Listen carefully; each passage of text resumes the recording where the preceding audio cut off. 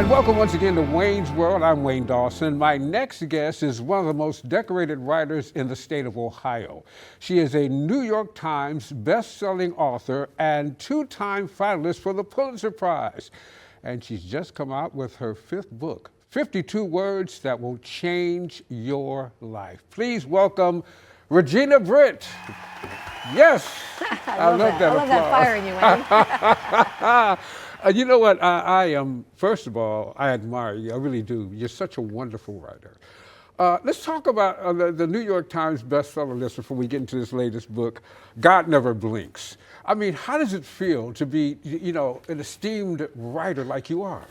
Well, it feels great to have made the New York Times bestseller list, and been a finalist for the Pulitzer. But I always say to people, what matters most, though, is when I'm at a book signing and somebody comes up to the table and says, when my husband had cancer, he kept your book on the nightstand and read it every night. Nothing beats that. Or when I used to write the column for the Plain Dealer, I used to write for the Cleveland Jewish News, somebody will take out a column out of their wallet and unfold it from 5 years ago, and they're still carrying it. So to me, those are the awards in life, or they put it on the refrigerator. I had a judge in town who kept it under the plexiglass on his desk, something that inspired him. I think to have a little more mercy for the people in front of him, so you never know how your work ripples out, past your desk and your computer. God Never Blinks. Why do you think that took off the way it did? I think people are hungry for spirituality. They don't want to call it God. They don't even want to call it spirituality, but they're hungry for that stuff on the inside that you can turn to when everything on the outside of your life feels like it's shifting or crumbling. We can't change a lot of what happens to us, but we can change how we respond to it. And I think God Never Blinks. It gave him 50 life lessons on how to take this thing, shift it a little, and then learn something that's going to bless your life and everybody else's. And which brings us to your latest book, 52 Words That Will Change Your Life, 1 week at a time. Wow, I love it. And just for me, I love all your work, but this is one that I really, really love. I really do. Oh, so glad. You read once a week, and it's something, the words, they resonate, and you can do something. Let's talk about the importance of self-talk and the importance of self-affirmation. Why is that so important in your mind? Well, it's so important because all of us, between our left ear and right ear, we have so much noise going on. My granddaughter calls them intrusive thoughts. They tell you you're ugly, you're fat, you're stupid, you're this, you're that. We're like our worst critics. Yes. We beat ourselves more than anybody. So for me, this word is a way to silence the noise in your head and also silence the critics around you, whether it's at work or at home, because sometimes all we hear is the negative. And this book gives you a word to kind of go, all right, I'm going to focus on peace this week, no matter what happens on the highway. I drove here, there's a detour. Okay, get back to the center of peace, calm. And I feel like they give you tools for whatever happens. My dad was a sheet metal worker. He was big on tools. And there's a different tool for everything you need. You don't use a hammer on a screw, And I learned that you don't just handle everything the same way in life. So this book gives you 52 tools. Talk about the 52 words. How did you select the words? Oh, that's the hard part. I love words. I had to leave a lot on the table. I picked words that for me have been real clarity points. Like one of the words is aim. I shoot archery. I'm an archery coach. And when you shoot archery, I just do it for fun, but you aim for the tiny X in the middle of the target. So I tell people, what is your X? Because you don't want to aim way out in the big parts of a target, because that's not where you're focused. Your focus for me is my spirituality, my health, my family. So the word aim is, so if you start to get all discombobulated over something somebody said, it's like, wait a minute. Is that your X? What people's opinion is? Okay. I don't think so. Okay, now you have AIM. Let's talk about AIM. Yeah, AIM. Okay, so you read the little thing that you write on AIM, Right. and then there's the question, the affirmation, the action, and the discovery. Kind of go through that. Right. So What's all so that? I look at it like each chapter is 7 gifts. You get the word, like let's say aim, and then you get a quote from me about aim, and then a little reflection from me, some of my thoughts, and then you get a question. You get a question. I can't believe I left my phone on. You're human. We all do that. But Excuse me. It's got a beautiful ringtone. I kind of like that. Right. It's that same ring. Kind of but ethereal. I'm sorry to mess you up. No, like no, that. that's okay. So the idea is 7 gifts, the word, a quote, a reflection from me, and then I pose a question that you kind of carry with you through the week. One woman said to me once, at the end of the day, who have you closed your heart on? And I swear that question still informs me. What do you mean by that? Like at the end of the day, who have you shut out of your life? Like, Okay. I'm not calling them back, Okay, or I don't like what okay, they said. We all okay. have that person that like they did you wrong today. Right. So at the end of the day, you ask that question. So each chapter has a question, It has an action to take, something simple. The action. And yeah, something simple to do, nothing, earth-shattering. But I find when I take action, then it implants that truth deeper.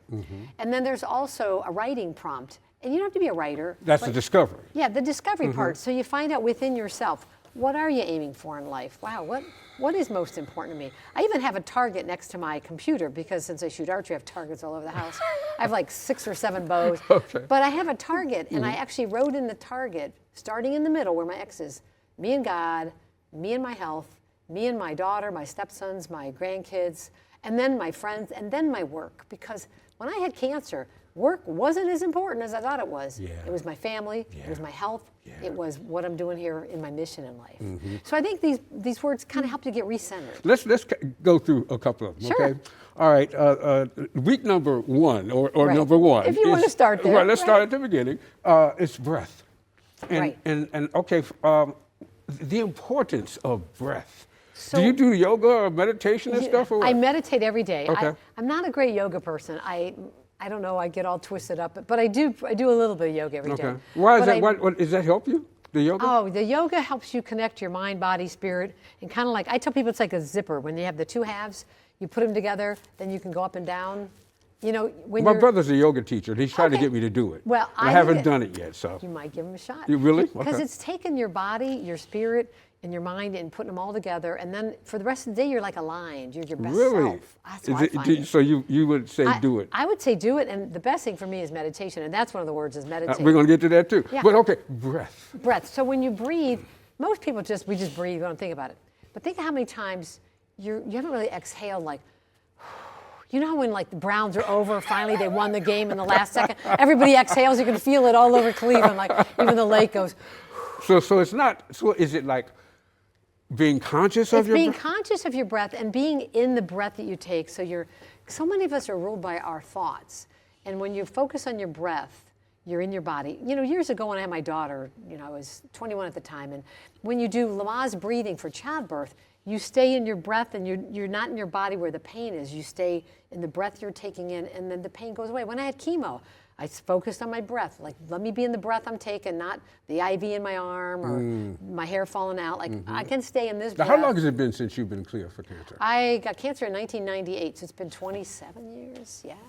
And I got to tell you, I still carry in my wallet a picture of me bald, because every day now is a good hair day. I You don't care got how I that look. right? Whatever. All right. Okay, now getting back to breath. So what's the thought process with breath? What are you telling people about that? So, you get where you're scattered all over. So to take a breath, to sit down and slowly breathe out all your nonsense in your head and all your feelings, and just like then take in a deep breath. And my daughter-in-law, Melanie's a yoga instructor. She calls it like a box of 4. You take a breath in the count of 4, then you hold it for 4 counts, and then you breathe it out for 4 counts, and then you still hold that for 4. It does something neurologically that calms you down. Really? Okay. I swear, do it during the Browns game. Everybody try that. I don't know how many games we have left. I know it's a little late in the season, but it calms you down from anger, from anxiety. A lot of people have anxiety and That's true. depression. And for me, to breathe in that slow, she calls it a 4-box breathing. I It's tried like- it out, and it helps. Breathe in the count of 4, and then you hold it for 4. Did you breathe it out? And then you breathe it out slowly for 4. And then you hold for 4. And don't you feel I feel better like, already. You already feel like, whoa, it's better than a drink or gummies or whatever people are using. I want to use that when the Browns lose. There you go. When they're on that 2-yard line and there's gosh. 3 seconds left, it's okay. Everybody take a breath in slow. But it really does something neurologically. I mean, there's a lot of science on it. I just know it works. It works for you. It works for me. Mm-hmm. When I start to get a lot of just that free-floating anxiety where you Mm-hmm. feel like something bad's going to happen. Also in there is sleep. Oh, sleep. That's another word. Yes. Okay, what are you telling us about sleep? We know it's important. We know it's important, but how many people actually honor like their sleep and really make it matter? I'm one of those people that I'll be tired at 9 o'clock, but I'll push myself till midnight, and then I fall asleep at 1. Like, Yeah. why didn't I just honor at 9 o'clock that I was tired? Yeah. So I'm starting to change how I go to sleep. Turn the phone off at 8 o'clock, Okay. so I'm not on the screen, because the screen will keep you up. I even started writing myself a little love note before I go to bed. Okay. Or love note, what do you mean? Just like, Regina, great day, high five. Really? Yeah, because What about those who can't sleep, insomnia? insomnia, then, sometimes it's better, they say, to get up and get something done, but not something stimulating. Like, Okay. don't do a screen, a computer. Okay. Maybe clean out your sock drawer, and that will bore you to death to go back to bed. Interesting. All right, here's something that, and I think, and this is like biblical and all of that, Sure. forgive. Oh, forgive is huge. Yes, Wayne. it is. Forgive is huge. So, real big for me, this year in January, my spouse of 29 years decided he was unhappy and moved out and This left. year? Yeah, and the divorce was final in July. And so forgiveness was a lot about not so much forgiving him one-on-one, but mentally telling myself a different story. And that's what I talk about in the book. Is Can I read this real quick? Sure. You says, forgive everyone and everything. Yeah, It's time to set yourself free. right. What do you mean by that? Because when I tell a whole story that I'm a victim of somebody and they did me wrong, I'm like the one in the jail cell too. You're in prison with the person you can't forgive. Right. You're with them. They're not even thinking about you, and you're thinking about them all day long. You're in the cell. You want to get out of that prison?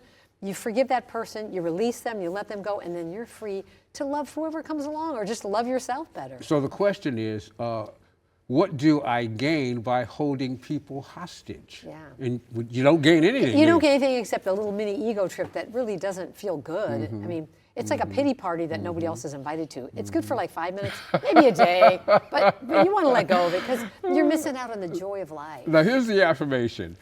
When I forgive others, I also set myself free. Today I will open the channel to let more love flow through my life and more love to flow through me and onto the world. That's the affirmation. That's what's so powerful. I tell people it's like when you have a garden hose, if you bend the hose, the water doesn't come out, right? The water's still flowing, it just doesn't come out.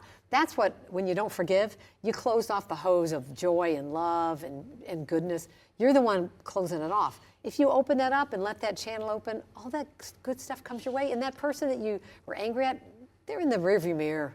God bless them. They're just in the rearview mirror life. Now that doesn't mean you got to hang out with that individual. No, right? you don't. No, you can forgive somebody. You don't have to invite them for Thanksgiving or for the holidays. There have been people in my life that hurt me deeply. That it took a lot of counseling to forgive, and a lot of prayer, and a lot of retreats, and things like that. But I got to tell you, when their name comes up, I run into them. There's no more that like, oh, or that I got to hide, or I got to duck in that store. It's like I'm free. Does it take a long free. time though? I mean, is it something that maybe lessens over time? It does lessen over time, but it's a practice that the more you do it, the more you can just like, you're driving down the highway, somebody cuts you off, like just practice it on the small stuff, like bless them, let them go, who knows, maybe they're having a worse day than you had, let them go. All right, here's the action. I will forgive 3 people this week, including myself. I will write the old story down, then write a new story. Then I will burn the old story and release it forever. It is so powerful. I did that once. I had a big stack of index cards, and I thought of all the stories you tell. We all have a story about somebody. They did me wrong. They said this. Your ex did this, or whatever. What's the story that you keep telling? It's like when the needle's stuck on a record, So you write it on that card, and then you say, okay, how did they bless my life? How did they really give me a gift in my life? And then that's the story I want to tell about that person. I had a boss that maybe wasn't kind, but they hired me for the job. Like, okay, they hired me. I'll remember that part. We're talking with Regina Brett. The title of the book is incredible. You don't need a therapist. All you got to do is buy this book. 52 words that will change your life. A lot cheaper than a therapist. Take a break. We'll be right back. You're so funny.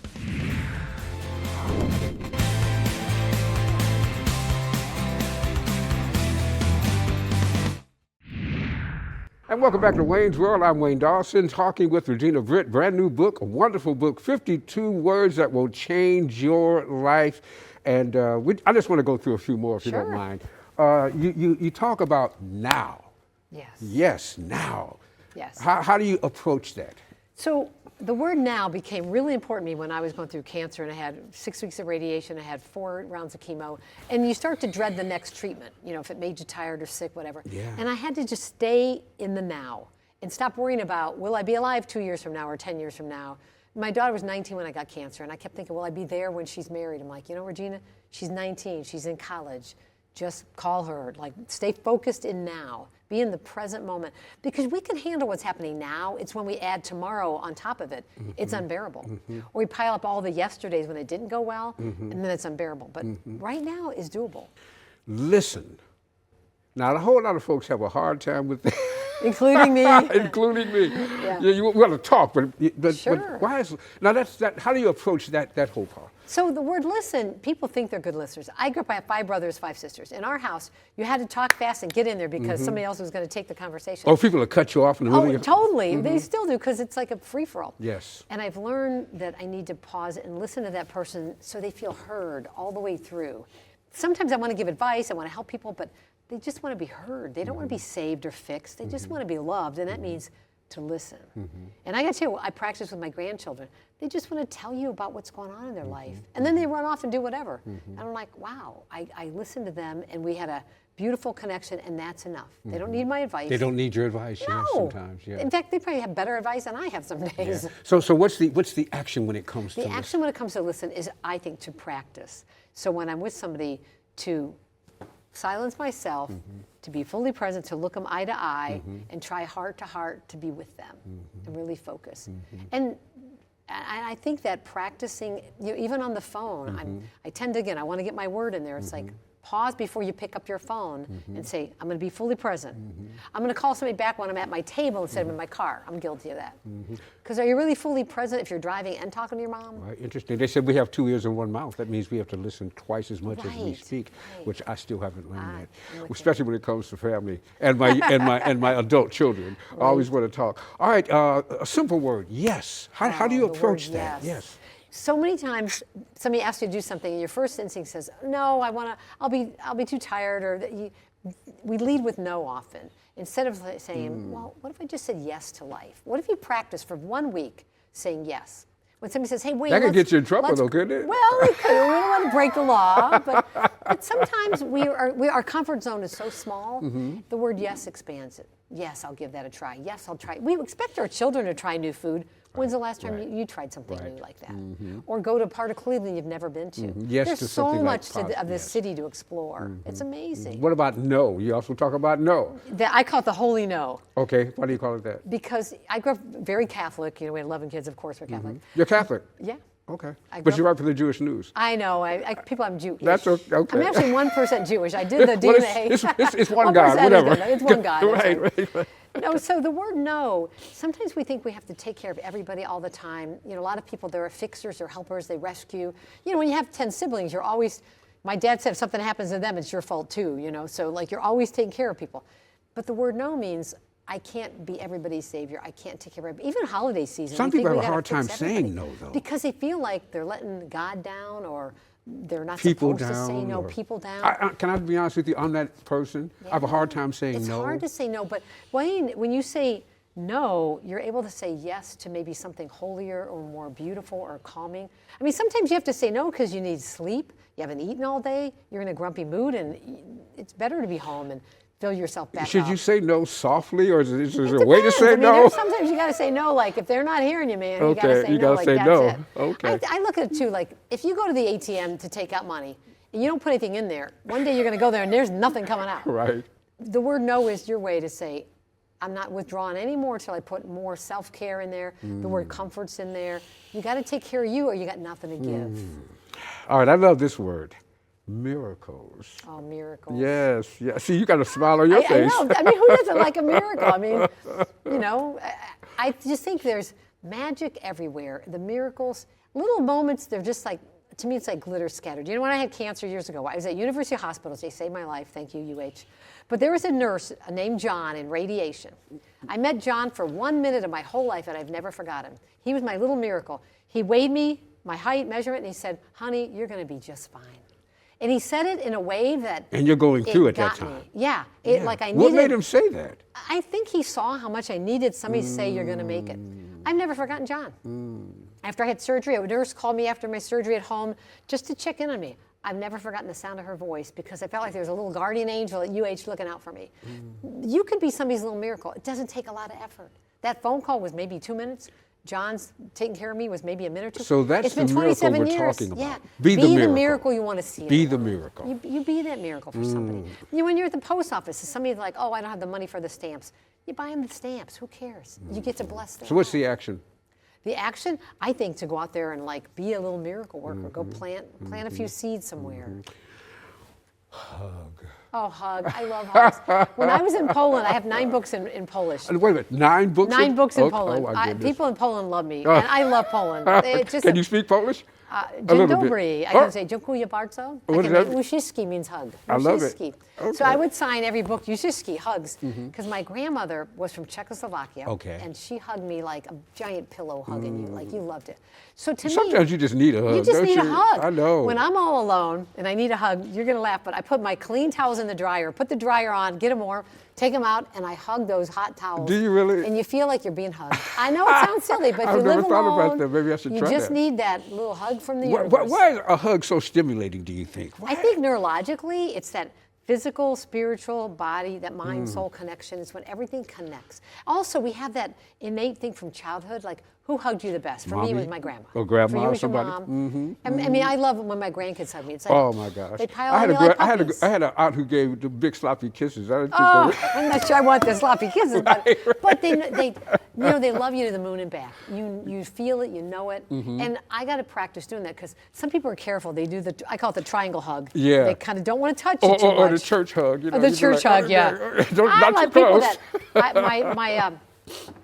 I have a cousin whose wife Ann. She gives the biggest hug. She doesn't let go. You feel held by God. I mean, when she hugs you, you're like, I'm being hugged. Wow. I love this kind of hug. I'm not that good at hugs, but I'm getting better. Laugh. Oh, you gotta laugh. You At just yourself gotta- sometimes. Yeah, it's yourself. You know, when I went through cancer, we called it tumor humor. You gotta laugh. You walk around bald. I would have a baseball cap on. Did you go gathering place or anything like that? The gathering place didn't exist when I had did it? cancer. Okay, It okay. started 2 years later, but Okay. now that we have it, I help raise money for wigs. You get free wigs. So, you know, but if you are going around bald, you know, you gotta. I would take my baseball cap off, and these little kids would stare at me, and I'd say, "It's from eating too much candy." That would Parents you- would be like, "Yeah." you gotta make light of things in life. You gotta laugh. I mean, you do because we do a lot of crying in life. You gotta have laughter. All right, we'll go through a couple of other ones. Bold. Bold. I tell people when they say, "Oh, you're not getting old," I'm like, "I'm getting old and bold. What do They you go mean by that? together." What do you mean by Because people think as you get older, you get more fragile, you get more afraid of life. It's like, no, I'm getting bolder, taking more chances. Because what do I have to lose? You know. Okay, what's the action behind bold? Action. I think to go out and do something bold, wear socks that don't match, wear that one bright tie that people are like, whoa, Wayne's here today, you can see the glow. You know, practice just wearing bolder things, buying something bold. I got a tattoo this year. That was bold. Wait a minute for now, me. you got a tattoo? I did. My name's Regina, means queen, so I got a Okay. little crown on my ankle. Never had a tattoo before. I thought, I'm I- going to own did it, it hurt? man. It hurt like you know what. People tell me but that. every time when I go to tuck myself in and I put lotion on my feet, I touch that little crown and I honor myself. Wow, that's Yeah. good stuff. So that's being bold. That's being bold. All right, what brave? Brave. Oh my They goodness. kind of go hand in hand. Well, in a kind of. sense. Yeah, brave to me is, I call it life bravery practice. You know, when I went through chemo and radiation, it was scary, but you show up because you want to live. I used to be afraid to go to the dentist, so I call going to the dentist bravery practice. I used to be afraid too. Okay. But they give me the nitrous, I'm fine. Well, there you go. but you know what? The more you practice being brave, the braver you are when you need it. So what's the action for brave? I think go out there and try. Think of one thing you're afraid to do, go out and tackle it. Just go do it. You're afraid to speak up? You're afraid to do karaoke? Get your friends together and get that microphone. Don't be afraid to speak up, you know, your truth, your voice. A lot of people are afraid of public speaking. Well, then go That's do true. it. That's true. And then you're not afraid anymore. Play. Play. Oh, you got to play. What do you mean by that? Play, you know, I grew up with a big work ethic. My dad had 11 kids. He was a sheet metal worker. I got his steel work boots in my garage where I can see him in his lunch pail and his hard hat because he worked so hard, but my Okay. dad never got to play. He never got a chance Never. to enjoy. He took us fishing a few times.